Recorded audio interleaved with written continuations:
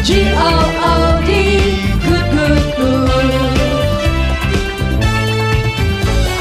G-O-O-D, good, good, good. Jesus leads me, good, good, good. Follow Jesus, yes I do. G-O-O-D, good, good, good. G-O-O-D, good, good, good. Jesus leads me, good, good, good. Follow Jesus, yes I do. G-O-O-D, good, good, good. G-O-O-D, good, good, good.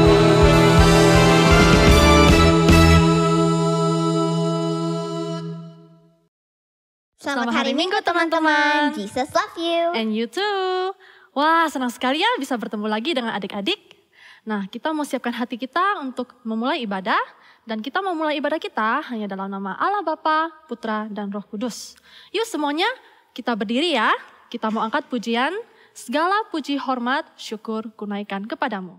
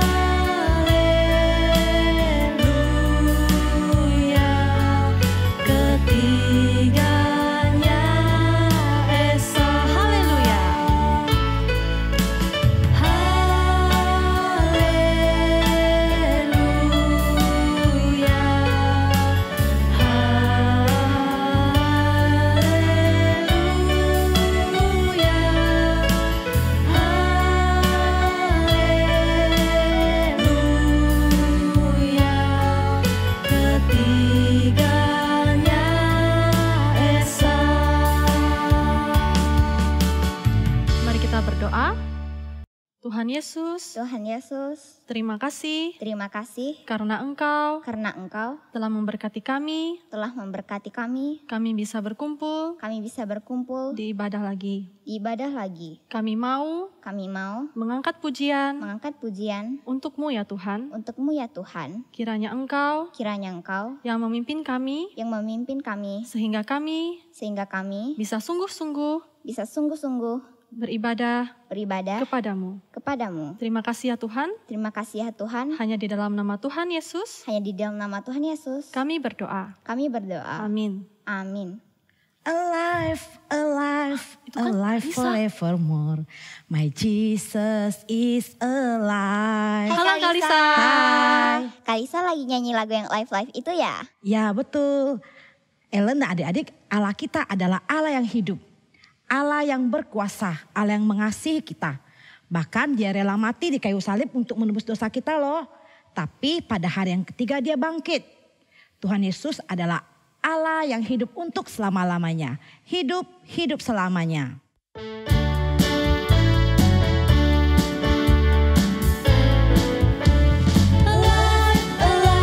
Alive forevermore. My Jesus is alive forevermore. Alive forevermore. My Jesus is alive. Sing hallelujah, sing hallelujah. My Jesus is alive. Sing hallelujah.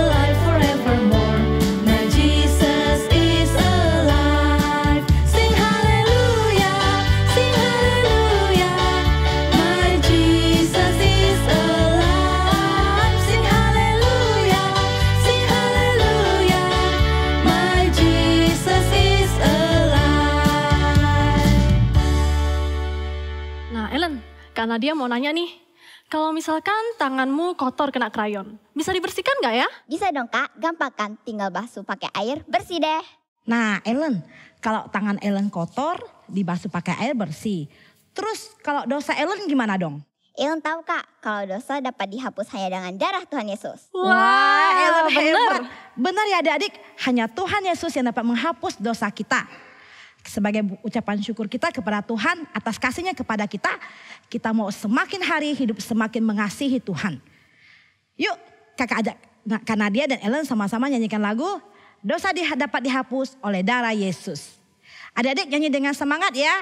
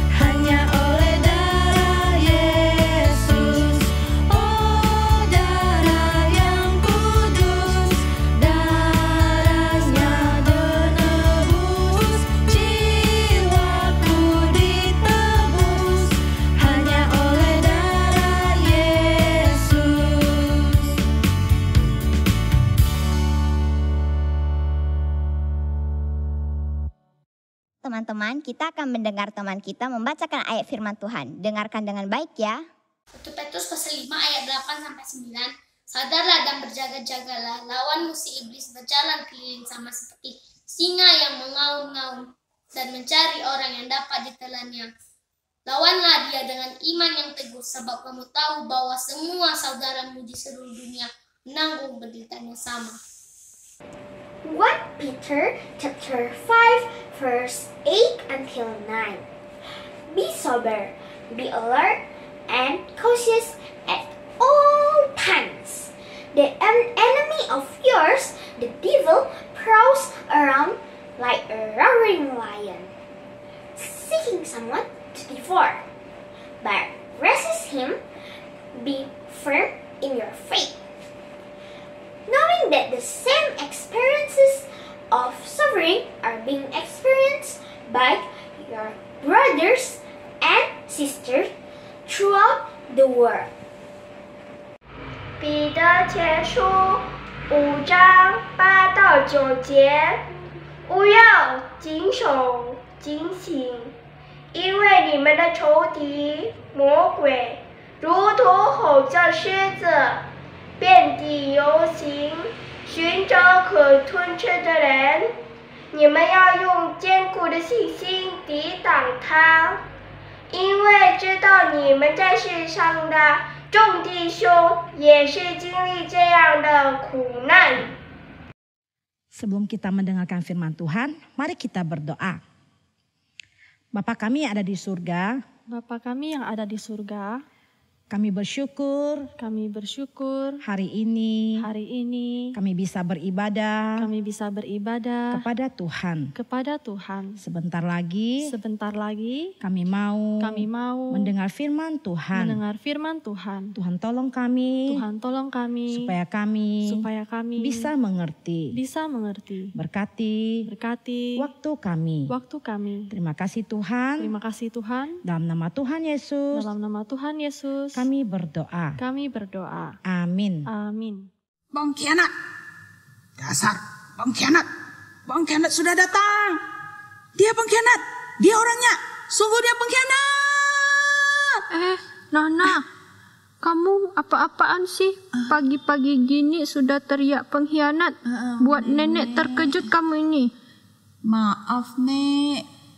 Saya nih lagi menghafal naskah drama. Jadi saya kebagian disuruh teriak kencang-kencang pengkhianat.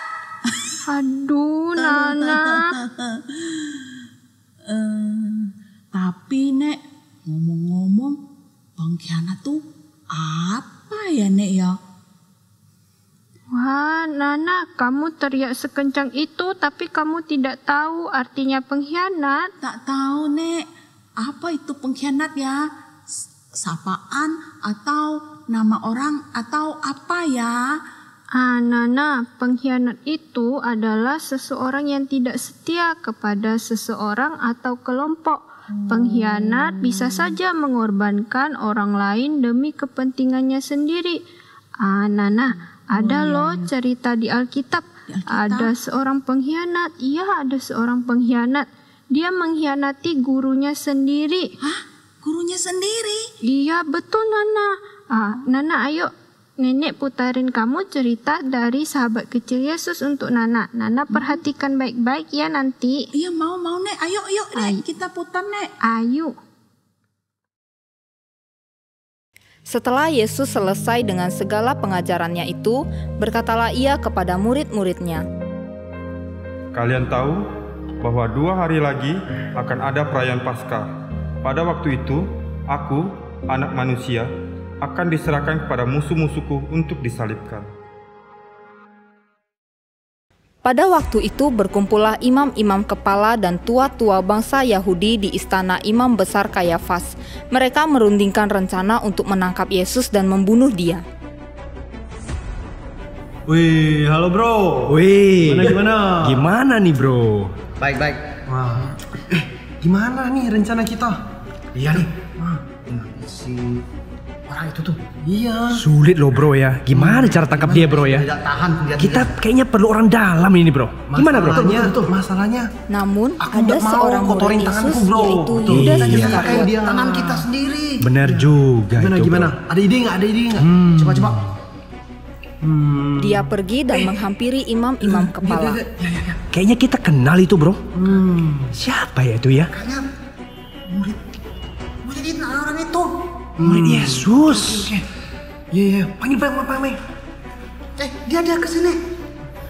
Kesempatan bro. Ayo. Nah. Kenapa kalian? Nih, aduh. Aku mau bilang nih. Apa tuh? Guru aku mau jual. Kebetulan. Ide bagus itu bro. Ya. Gimana? Berapa? Ya, berapa uang yang kalian bisa berikan sih? Nih. Cukup nggak? Cukup nggak ini? Semua. Tambah bro. Kurang. Masih kurang. Waduh, bener-bener nih. Udah bro, keluarin semua bro. Keluarin semua. Ini punyaku semua nih. Nih. Oke. Udah ya? Udah. Hitung lo bro. Berapa sih nilai sekarang dari 30 keping perak yang membuat Yudas mengkhianati sang juru selamat? 30 keping perak diperkirakan senilai $91 sampai $441 USD.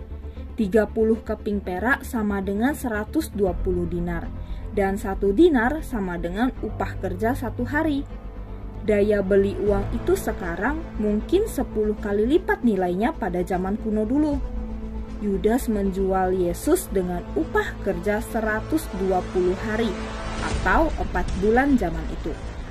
Di Zakaria pasal 11 ayat 12 memberikan kita gambaran bahwa 30 keping perak adalah upah seorang gembala. Di Keluaran pasal 21 ayat 32 mengatakan 30 keping perak atau 30 shikal perak adalah harga seorang budak. Udah cukup belum? Oke, baiklah. Udah. Mantap bro. Akhirnya. Sip.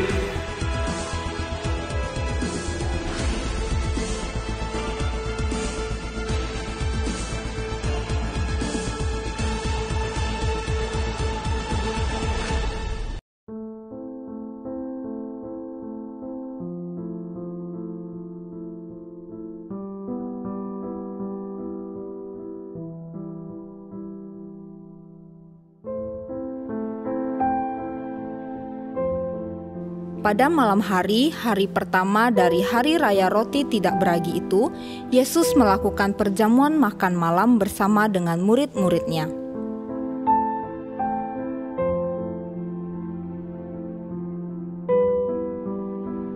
Aku berkata kepada kalian, seorang dari antara kalian akan mengkhianati aku. Bukan saya kan? Siapa? Siapa sih? Bukan kan? Siapa?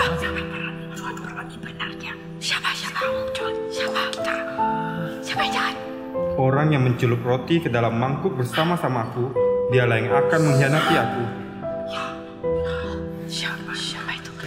Petrus. Bukan aku loh. Kamu. Ya kan? Kamu. Engkau telah mengatakannya.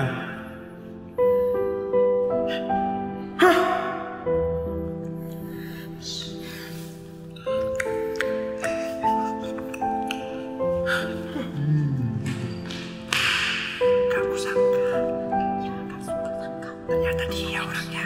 Aduh.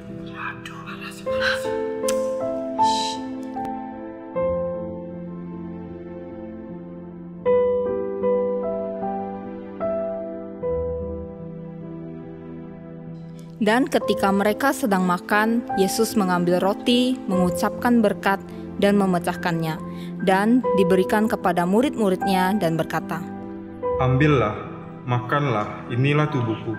Minumlah kamu semua dari cawan ini, sebab inilah darahku, darah perjanjian yang ditumpahkan bagi banyak orang untuk pengampunan dosa.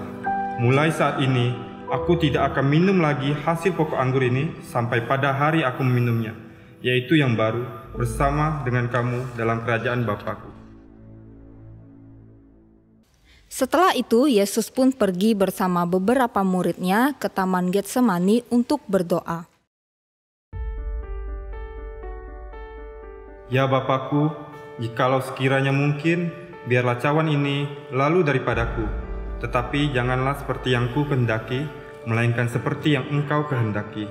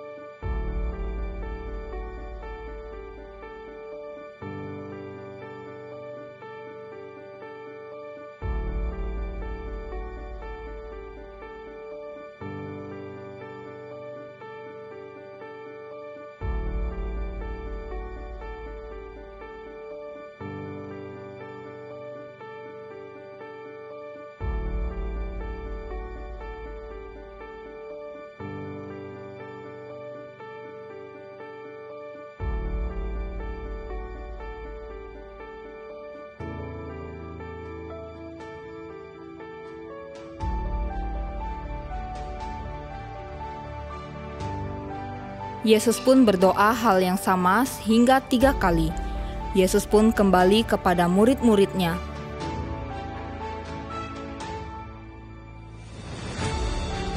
Sewaktu Yesus masih berbicara, datanglah Yudas beserta rombongan orang yang membawa pedang dan pentung. Hai teman, untuk itukah engkau datang?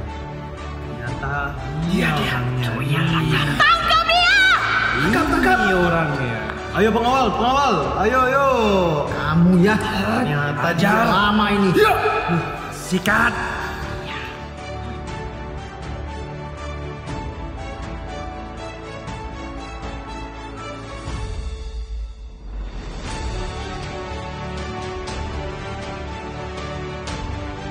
Akhirnya Yesus ditangkap, diserahkan, dihadapkan kepada Pilatus sebelum akhirnya dijatuhi hukuman mati. Namun apa yang terjadi dengan Yudas? Mengetahui gurunya akan dihukum mati, dia sungguh menyesal. Yudas mengembalikan 30 uang perak kepada imam-imam. Namun mereka tidak mau menerimanya karena itu adalah uang darah. Aku telah berdosa karena menyerahkan orang yang tak bersalah. Nggak apa bro, yaudah itu urusanmu saja. Dosa mas, urusan dulu. Yaudah, pergi.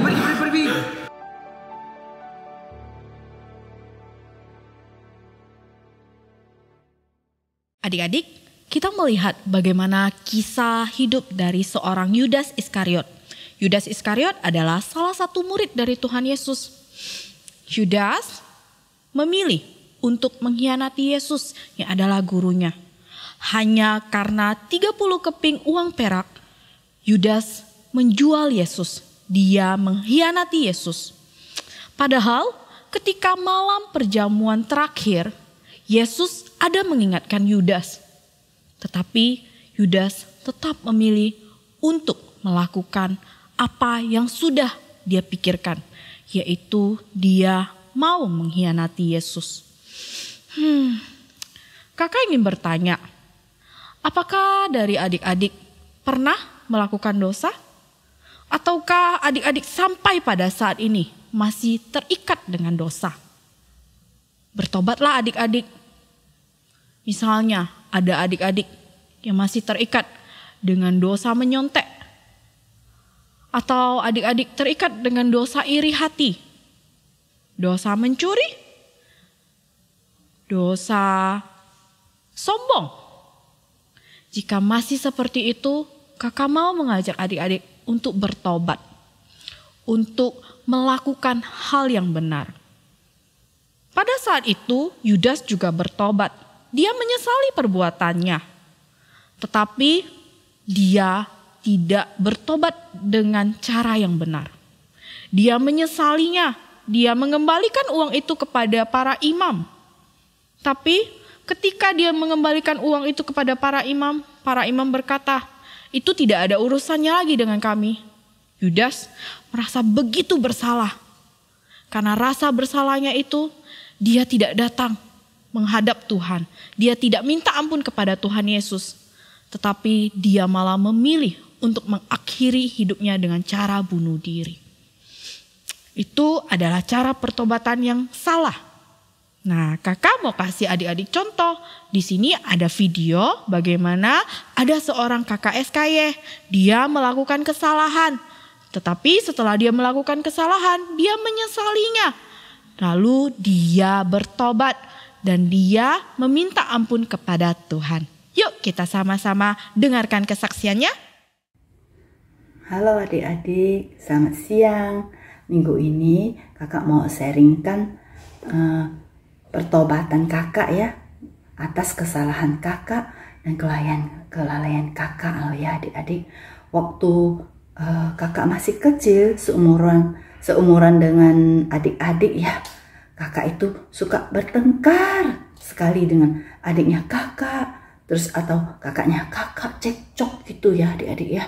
Sedikit-sedikit gak terima, lalu marahan, lalu cekcok ya adik-adik. Wah, waktu itu kalau mama kami melihat kami cekcok, dia datang, dia menasehatkan kami ya supaya gak boleh bertengkar. Tapi kakak malah tidak mau mendengar loh adik-adik. Kakak malah dinasehatin, jawab kembali, jawab dengan kurang ajar ya sama mamanya kakak loh. Kalau mama kakak nasihat apa, kakak pasti jawab kembali ya, jawab dengan tidak sopan gitu loh. Lalu sebenarnya kakak waktu kecil udah ada sekolah minggu ya, tapi kakak nih mungkin masih kecil ya, kurang mengerti ya. Nah, dengan berjalannya waktu sedikit demi sedikit diajarin ya tentang Tuhan Yesus, tentang pengampunan, tentang kesalahan yang Tuhan Yesus mau mengampuni ya. Akhirnya kelas 6 begitu ya, kakak sedikit demi sedikit sudah mulai mengerti ya, tentang Tuhan Yesus, tentang kebaikan Tuhan, tentang pengampunan Tuhan, pertobatan yang kita laksanakan ya. Kita merasa Tuhan mau mengampuni kami ya adik-adik. Lalu kakak merasa berdosa ya, sudah menjawab mama, sudah tidak sopan, sudah kurang ajar kepada mama. Kalau mama nasihatin malah kakak ya suka berdebat gitu ya adik-adik ya. Nah, kalau udah ini kakak menyesal, kakak lalu minta ampun kepada Tuhan. Kakak berdoa supaya Tuhan Yesus boleh mengampuni kesalahan kakak, kekurang ajaran, kelalaian. Kakak selalu menjawab mama ya, kesalahan kakak minta ampun. Akhirnya Tuhan Yesus mengampuni loh adik-adik, mengampuni kakak menjadi ceria, senang kembali dan punya sukacita lagi. Waktu dulu kakak selalu muram ya, karena suka bertengkar ya, jadi sedih. Tapi dengan mengenal Tuhan Yesus ya, Tuhan Yesus sudah mengajarin kita tentang kebaikan ya. Kakak berdoa, akhirnya kakak diampuni, kakak bertobat ya, kakak juga diampuni Tuhan Yesus. Akhirnya kakak memiliki sukacita kembali ya adik-adik. Nah adik-adik juga harus demikian ya adik-adik. Bahwa adik-adik juga harus seperti kakak, minta ampun. Kalau kita ada bikin kesalahan atau apa, kita harus minta ampun kepada Tuhan supaya Tuhan mengampuni dan kita jangan berbuat dosa lagi ya adik-adik. Sekarang kakak sudah mengerti, kakak sudah tahu ya, setiap ada kesalahan, nah, Tuhan kakak minta bertobat, minta ampun kepada Tuhan, dan kakak yakin Tuhan pasti menolong kakak. Demikian juga adik-adik ya, jangan takut, jangan ragu-ragu untuk minta ampun, untuk supaya Tuhan mau mengampuni kesalahan kita. Kita berdoa ya adik-adik ya. Ya, inilah sedikit sharing dari kakak ya adik-adik. Semoga adik-adik boleh ikut seperti kakak ya.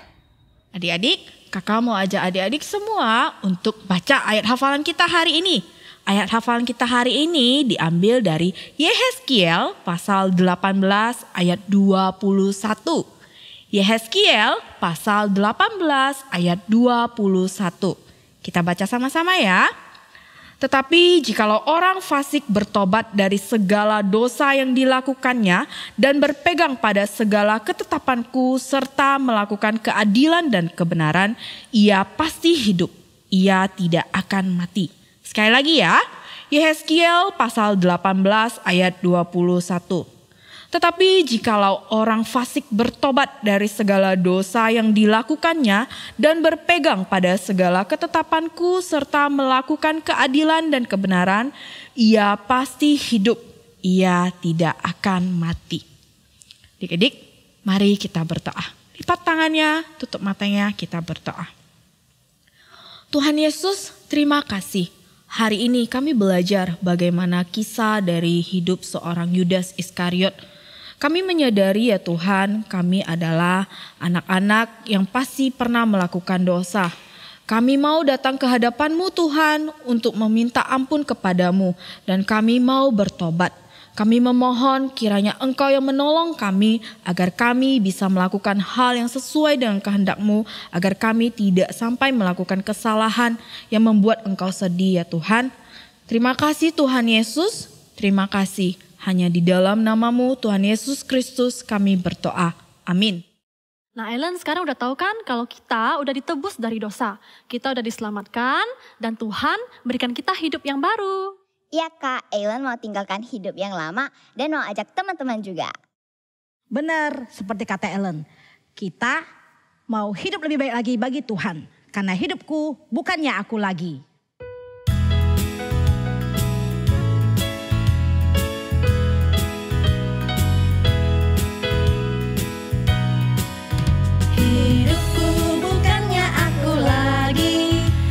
Yesus dalamku, hidupku bukannya aku lagi, tapi Yesus dalamku. Yesus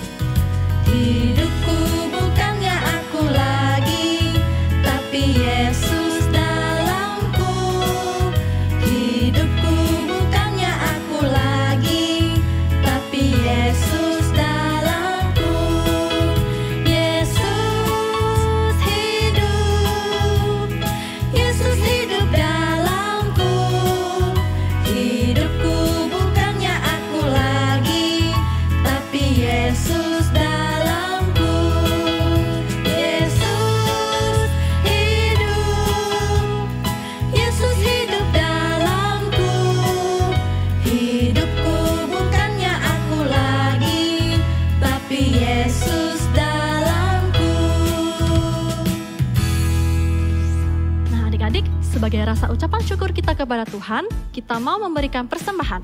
Persembahan bisa dilakukan lewat 2 cara. Yang pertama, bisa transfer ke rekening gereja atau bisa titipkan ke kantor gereja. Yuk teman-teman, hari ini kita ada kelompok kecil loh. Jangan lupa ikut ya.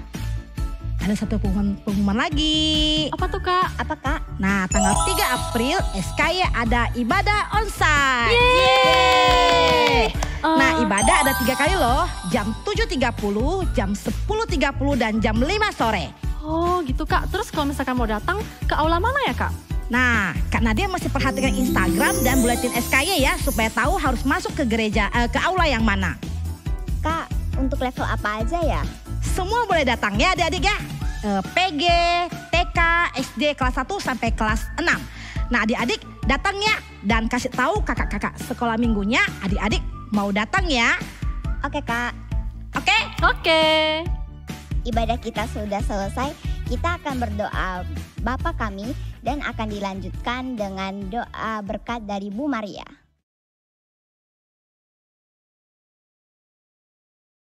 Our Father in heaven, hallowed be your name. Your kingdom comes. Your will be done on earth as it is in heaven. Give us today our daily bread, and forgive us our debt, as we also have forgiven our debtors. And lead us not into temptation, but deliver us from the evil one. For yours is the kingdom and the power and the glory forever. Amen. Anak-anak, mari lipat tangan dan tutup mata. Kita terima berkat dari Tuhan.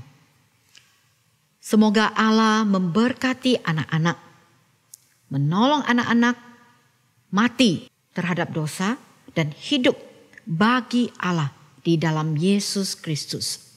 Amin. Oke, sampai ketemu minggu depan. Sampai jumpa minggu depan. Bye.